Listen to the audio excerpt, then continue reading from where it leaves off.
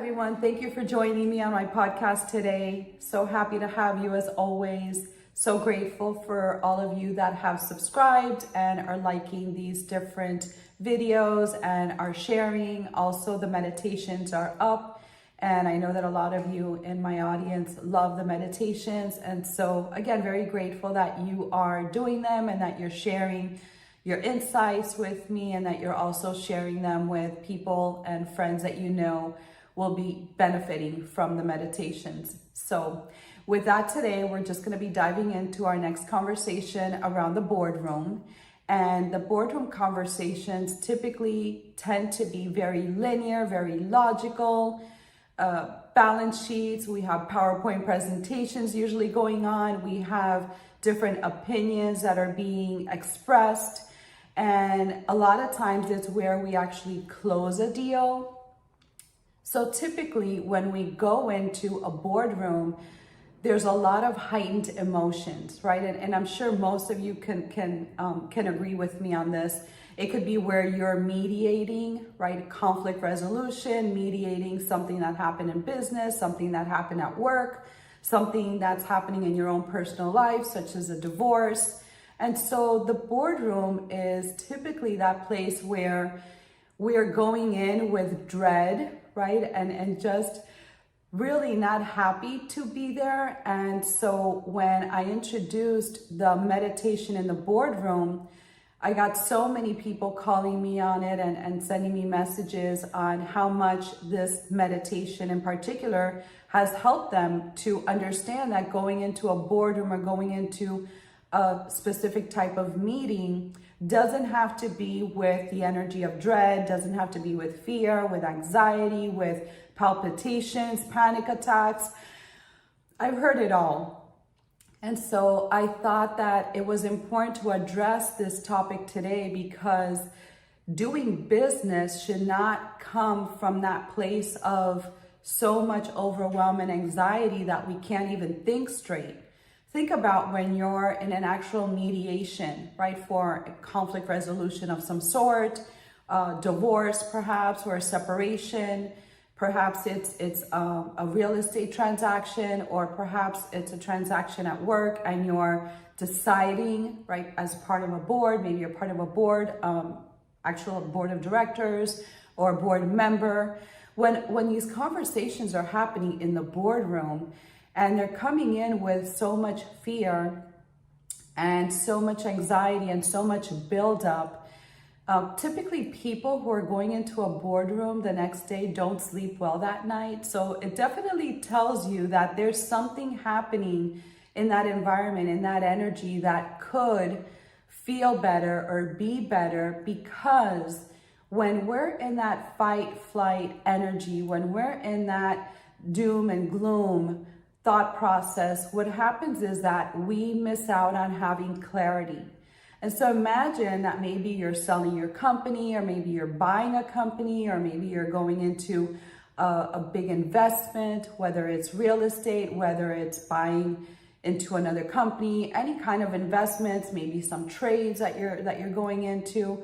Imagine going into those conversations more eased and more relaxed and more clarity, so that you can actually sit with what's in front of you without feeling that if you don't make this kind of decision one way or another, it's not going to go well for you, right? That something bad can happen. You're going to lose a lot of money, or you're going to lose your house, or you're going to lose your relationship, this partnership, this, during the divorce, this marriage, visitation with kids.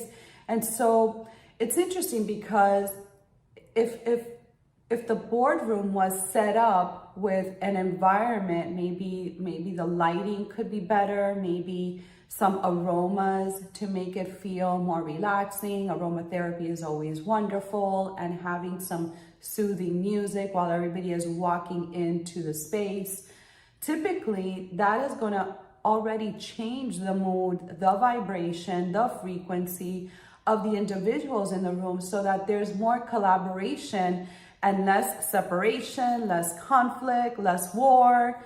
And so introducing meditations before a person actually goes into a boardroom has been such a game changer for the people that I've counseled in the past, that I have consulted with, even corporations, bringing in a team together, or bringing in, a lot of this has happened also through mergers and acquisitions where private equity firms are coming in, or big investors. And so it's important that everybody comes in calm and in a state of mind to actually transact, not from pushing each other right to the edge, right? Because sometimes we think that we're going to go into a mediation, or we're going to go into this boardroom and I'm just going to command and demand everything that I want, and I'm going to walk away with everything I want, and the other person's going to walk away with nothing.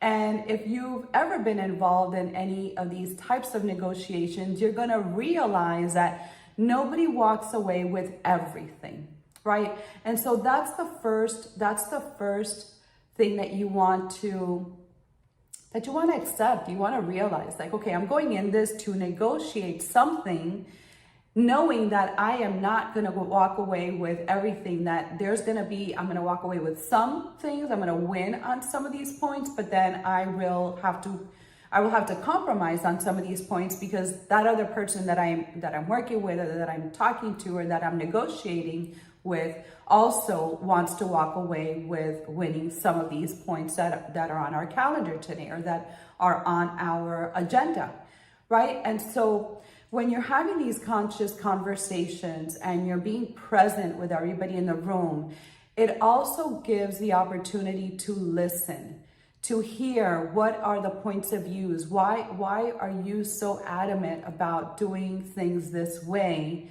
Not just to go against me, or not because I just want to go against you, but let's see some proof. Let's see some research. Let's see why you think that way. What has steered you so much on that end that perhaps there could be another way of doing things that are not in the way that I'm feeling it's only one way, right? It's my way or the highway, or the other person has that attitude or has that thought process. And so when we come together to negotiate, that's exactly what it is. This is a negotiation style. This is a negotiation moment. And we want to be open to the opportunity to share, right? Because if we're listening to other people, it's also going to give us an opportunity to share our thoughts, share our research, share from what we have learned throughout our life, in business, or what we have learned from what we have done in the past, or we have learned from the people around us, right? And so this gives us all an opportunity to collaboratively be able to negotiate a transaction without it feeling like I'm walking out losing everything, right? And so if you step back and you decide that meditation is a way for you to diffuse some of these emotions and some of these thoughts that keep recycling, and you feel so afraid, and you're feeling so intimidated, and you're feeling so angry and so resentful, and you're stepping in with all of these emotions that are literally taking over you, right? So you're not really in charge, and you're not really in the clarity of your mind and your thoughts. When you can step back and just say, you know what, I'm gonna walk in with ease, feeling peaceful, amicable. I want to see how we can all walk away with something today, so that everybody feels like they won something.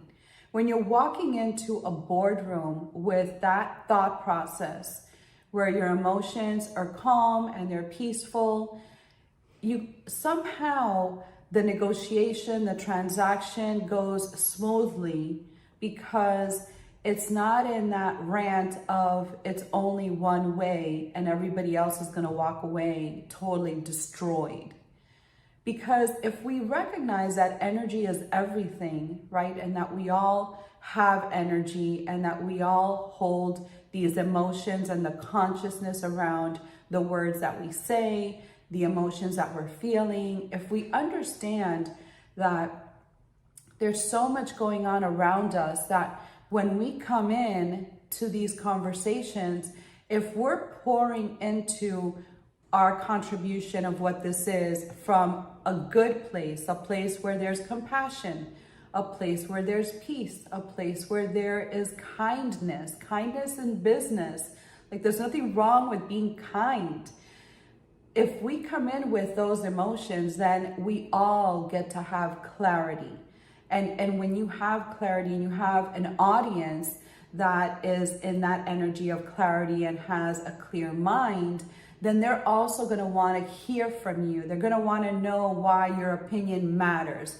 What is it about what you're saying? What is it about the research, right, that you've put together to present, to make this presentation to them without you feeling that you went in and you walked out and you're not even sure if they heard you or they understood what you were trying to express. And so this happens a lot also with the C-suite executives of large corporations, is that there's only a couple people that everybody hears and listens to, and because they rant and they rage and they yell and they, they're just so in their emotions and they're very low vibration and negative emotions that people don't want to deal with them. Many times they're the ones that get what they want, just because it's like having a screaming child, right? And just here, I'm just going to give this back to you so that you can stop acting out, right? And as adults, we do the same thing sometimes.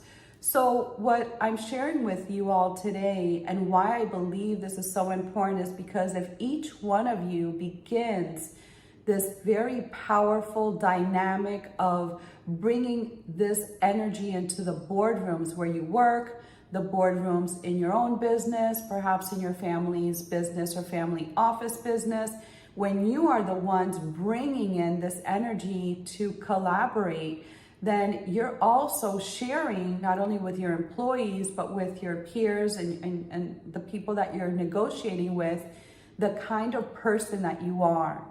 And you're sharing that doing business that is collaborative and doing business where there's a positive exchange is always going to turn out better than going in for the kill, right? And so I'm also going to encourage this because this happens so often in divorce cases. This happens so much in mediations with business partners. So if it's not your marriage partner, it could be your business partner that you want to just, you're so done with them and you're very frustrated and you're angry and you feel very resentful. When you're coming in from that place of calmness and peace and remembering that at one point this person was your friend, or at one point this person was somebody that you loved, then you can step back and just let go of those emotions of resentment and rage and come into this meeting in this boardroom with this conversation of what can we do to work together to disentangle this relationship where nobody walks away painfully hurt, right? And it's interesting because when you have business partners, or when you've had people in business that you've had to break apart from or break free from, or even in the marriage, right? So think about a marriage, a couple who has children. This partnership is not going away. I mean, it's going away as husband, wife, perhaps, but it's not going away as the parents to these children. You're committed to this person for a long time, probably your lifetime. So you want to make sure that how you conduct yourself and how you open yourself for them to conduct themselves is amicable, is peaceful, is collaborative, is aligned, right? And so I'm always going to invite you to go in to these boardroom conversations with an open heart, with an open mind. Same happens with business partners. Many times we continue to run into these people at conferences or different kinds of events. Why? Because we're in the same line of business, we're in the same line of work. And so chances are that you're going to see them again.